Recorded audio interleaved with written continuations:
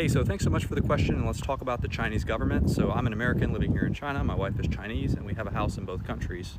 The government here is more based on competence. So everyone who's involved in the government or government officials were all studied in top universities for economics or actually running a country.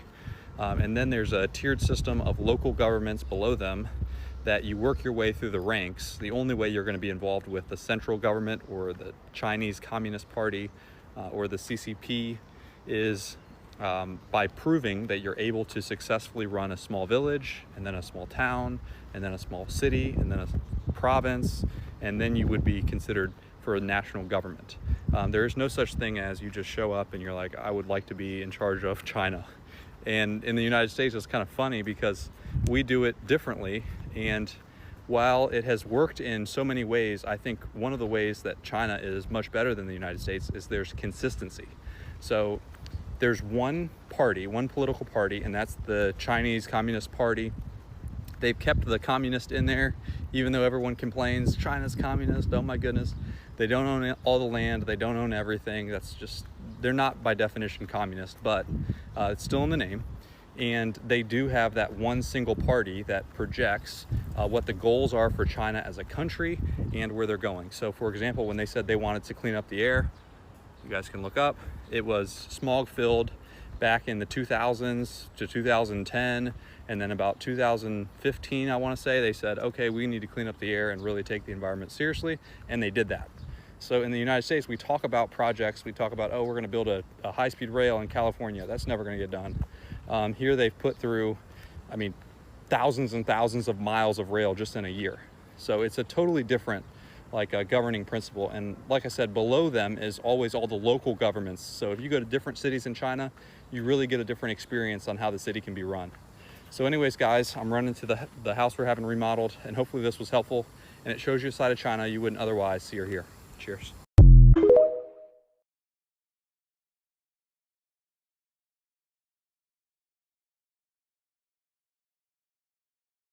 Hey, so thanks so much for the question. I'm an American living here in Hangzhou, China. My wife is Chinese and we have a house in both countries. With that said, I'm just walking home. This is the street back home. How did China fix the homelessness, right? Why is there no tent cities everywhere and homeless people, drug needles, and we've all seen it in the United States. So the way that they solved this problem was they met the people's needs. And what you'll find is people don't want to be on drugs. They're actually addicted to them and they can't stop using the drugs. So China really prosecuted the drug dealers and not the user, and got them all into rehab. And I don't think there's ever really been a widespread drug problem in China since the Western countries brought drugs in and China got rid of that. So the next thing they did was provided shelter, a job, and food for homeless people. That also really helps meet their needs. So food in China is extremely inexpensive, and the government does keep a close eye on how much food costs. So for example, in the United States, to eat breakfast, it costs us probably $12 a person, me and my wife, and that's going out and eating, ordering a meal at a restaurant.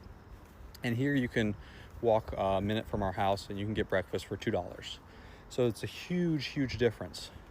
And then as far as shelter goes, the government actually builds housing for the rural communities. And beyond just housing, right, it's impossible to build a house if you don't have a road there. So they build the road, then they build the electric grid, and then they build the communities. And I'm talking about in very remote rural areas. So think about like Appalachia, right? If you guys have ever been out there or know about Appalachia in the United States, it's a bunch of gun-toting hillbillies, and they don't really have access to a lot of the amenities that we would in the city in the United States. With that said, the government went as far as trying to reach everybody in China and get villages housing. With that said too, a lot of the villages turned down the housing, right? You'll have a brand new government solar paneled nice community, and the villagers want to live in their house, their area, their dirt floors.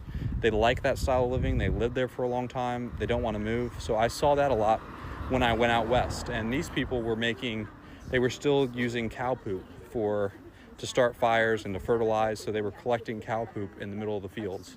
That's how west it was in China. So people come from very different walks of life, and it's more about meeting them where they are and meeting their needs.